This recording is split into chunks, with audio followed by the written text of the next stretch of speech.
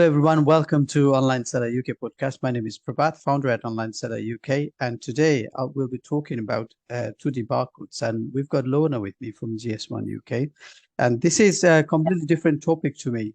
Lorna, I think it's good for you to introduce yourself first, and then we can dive into the topic. Yes, thank you, Prabhat. Thank you for having me back. And yeah, as you mentioned, it's nice to be talking about something that is probably a bit wider than what Amazon or our normal chat around GTINs and Amazon. So yeah, I work for GS1. I'm sure if any of the listeners have seen any of the previous ones, they'll know already. But yeah, my job is to basically sit in between people that are trying to sell on marketplaces and the marketplaces themselves, and then resolve any issues, but also teach them how GS1 standards can help make selling easier, basically. Okay, excellent. So we know a lot about GTINs. Now we're talking this about 2D barcodes, and that's how the way things are going. So do you want to talk a little bit on that? Yes. So, I mean, everyone has seen a QR code, especially this side of COVID, right? Everyone has used a QR code for all sorts of different things.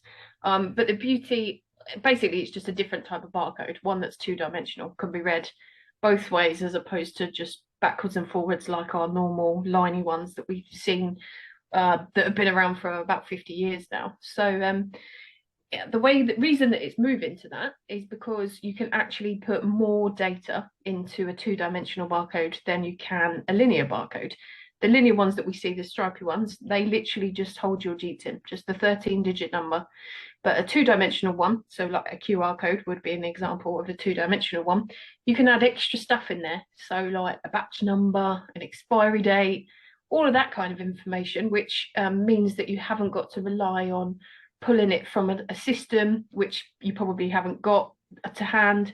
It helps with basically recalls or stopping out of date product being sold, but also the format that we're putting it into, the QR code, is called GS1 Digital Link, which is basically your GTIN going at the end of a URL. And by putting them in that format, it means you connect that barcode to somewhere on the web.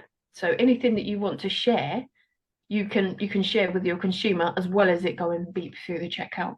So the a lot more data. There's a lot more data available. It's just about how you get that to the person that needs to see it at the right time. So GS1 as a whole, so all of the offices around the world, 116 of us, is basically trying to educate our membership and also the industry that the world is moving towards this. This is how you prepare for it. This is the benefits of doing it.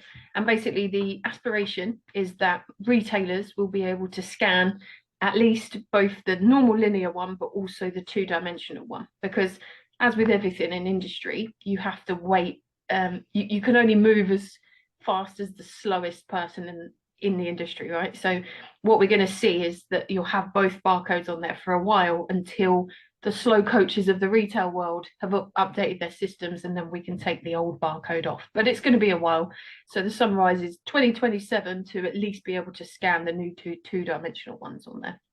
Okay, that's excellent. So it's more information on that particular QR code, 2D barcode. So the immediate question would, members would ask, we've already got a membership with GS1UK. We've already applied the GT numbers or EN numbers on the barcode. So what will be the next step for them? Yes. So if you could highlight some of the steps on that, that'd be really good. Yes, I realise I just threw a lot of information at you just then. So hopefully that made sense. But it's basically just putting your GTIN that you already use in your EAN barcode into a different type of barcode. And in doing that, you're putting it into a URL format, which means that it can still go beep at the checkout as it does, but it also enables you to connect it to any kind of online content that you may want to share with your consumers, with someone in your supply chain, because obviously pretty much everybody, I think it's about 90% in the UK, have got a smartphone that's able to scan a QR code. So it just means that basically it can do more than just beep at the checkout. It can do any kind of content connection that you want it to do. So if you've got, I don't know, a video, if you've got some transparency information, so like where you've sourced that product from, if you've got a nice sustainability story, and you've got content on the website, what you find is, particularly for brands that sell through retailers, people don't tend to go to the brand website. So, for example, you don't go to domestos.com very often, do you? You would go to Tesco's instead. Yeah. So the brand story, probably Domestos and Bleach is not a good example, but someone that's got a nice sustainability story about how it was founded and all of that kind of stuff. They're limited in how they can share that, particularly with the tiny little packets, right? You haven't got much space to play with there. So if you can connect to lots of different content from that one little barcode, you've only got to use that much space on your packaging, but you're able to link it to wherever your imagination takes you, really. Okay, excellent. So, so is there any date, anything that we need to target at for rollouts, or any milestones that we need to think about for retailers for that? So the retailers, actually, if you sell abroad, so if you Yeah. sell into Brazil or Australia, if you're selling fresh foods, those retailers are lightning away. So they're already required. So Woolworths in Australia, for example, they are already requiring a two-dimensional barcode with batch numbers and expiry dates to be able to sell through there, as is a couple of retailers in Brazil. But here in the UK retailers haven't. They're starting pilots, but they haven't rolled it out yet. But what we're trying to convey is that just because the retailer hasn't asked you for the beep through the checkout, there's actually a lot of consumer engagement that you can do from that same barcode.